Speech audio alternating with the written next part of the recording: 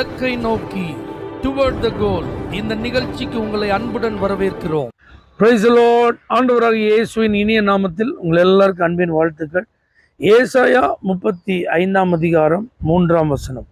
தளர்ந்த கைகளை திடப்படுத்தி தள்ளாடுகிற முழங்கால்களை பலப்படுத்துங்கள்.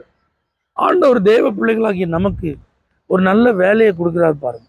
யாராவது சோர்ந்து போயிருக்கிறாங்களா, தளர்ந்து போயிருக்கிறாங்களா, நம்பிக்கை இழந்து போயிருக்கிறாங்களா, கவலையோடு இருக்கிறாங்களா, இனிமே என்னால் ஒன்றுமே செய்ய முடியாது அப்படிங்கிற நிலையில் இருக்கிறாங்களா, எந்த காரியத்தையும் செய்ய ஆர்வம் இல்லாமல் இருக்கிறாங்களா, எந்த முயற்சியும் நான் எடுக்கவே மாட்டேன்னு சொல்லி ஒரு முடிவோடு இருக்கிறாங்களா, அவங்களெல்லாம் பார்த்தா உற்சாகப்படுத்துங்க, தைரியப்படுத்துங்க. தொடர்ந்து செயல்படுவதற்கு ஒரு ஊக்க சக்தியாக நீங்கள் இருங்க அப்படிங்கிறது தான் பைபிள் சொல்லும். ஏன்னா இன்னைக்கு நிறைய பேர் நம்மை சுற்றி சோர்ந்து போயிருக்கிறாங்க.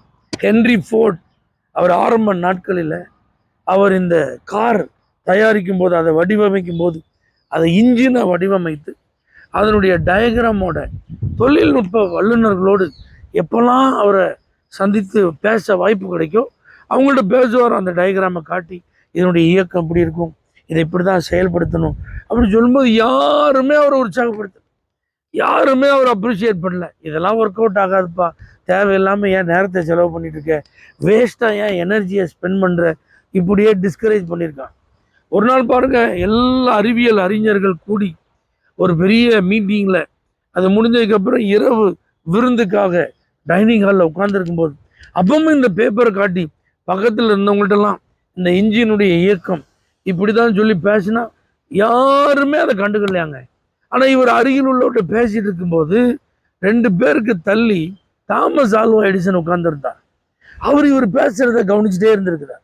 ஆனால் இவங்க யாருமே இவர் பேசுறத கவனிக்காததை கண்ட அந்த எடிசன் அவரை கூப்பிட்டு அந்த டயக்ராம் என்கிட்ட காட்டுங்க, இதை குறித்து என்கிட்ட பேசுங்க அப்படின்னு சொல்லும்போது எடிசன் ஹென்ரி ஃபோர்ட் இந்த டயக்ராமை காட்டி பேசும்போது அவ்வளோ பேரும் பரபரப்பாக அந்த ஆகாரம் சாப்பிட்ற காரியத்தில் இருக்கும்போது எடிசன் தான் டேபிள் அப்படி டக்குன்னு தட்டி சொன்னாராம், நீங்கள் உண்மையிலேயே ஒரு அழகான ஒரு கண்டுபிடிச்சிருக்கீங்க, நீங்கள் இனிமே ஒரு புதிய காரை வடிவமைக்க வேண்டியது தானே, ஏன் தாமதம் பண்ணுறீங்கன்னா. ஹென்ரி ஃபோர்ட் சொல்கிறாரு, அன்னைக்கு எடிசன் பாராட்டின அந்த பாராட்டு இந்த உலகத்தை காட்டில் எனக்கு பெரிதாக இருந்தது. அதுக்கப்புறம் தான் வெற்றிகரமான ஒரு கார் தயாரிப்பு வெளிப்பட்டேன். இதை மாதிரி நிறைய பேருக்குள்ள நிறைய திறமைகள், ஆற்றல்கள் ஒளிந்திருக்கிறது, மறைந்திருக்கிறது. சிலருக்கு அதை வெளியே கொண்டு வர வாய்ப்புகள் இல்லாமல் இருக்கிறது, சிலருக்கு அதற்கான வழிகள் தெரியாமல் இருக்கிறார்கள். அதனால கிறிஸ்தவ உலகத்துல இப்படிப்பட்ட தேவ பிள்ளைகளை நீங்க பார்க்கும்போது உற்சாகப்படுதுங்க, ஊக்கப்படுதுங்க. அவர்களுடைய திறமைகள் வெளியே கொண்டு வரப்படுவதற்கான வாய்ப்புகளை ஏற்படுத்தி கொடுக்க உங்களால் முடியும்னா வாய்ப்புகளை ஏற்படுத்தி கொடுங்க. மற்றவர்கள் ஏறி வருவதற்கான ஒரு ஏணியாக, உற்சாகப்படுத்தும் ஊக்க சக்தியாக ஆண்டவர் நம்மை பயன்படுத்துவாராக. பரலோக தேவனே, மற்றவர்களுக்கு உபயோகமாய், ஆசீர்வாதமாய், ஆறுதலாய், உற்சாகப்படுத்துகிறவர்களாய் எங்களை நீர் மாற்றுவீராக. இயேசுவின் நாமத்தில் ஜெபிக்கிறோம் எங்கள் ஜீவனுள்ள நல்ல பிதாவே, ஆமென். For prayer contact Pastor J. Kumar, El Shaddai Ministries, 9500252586, Surandai.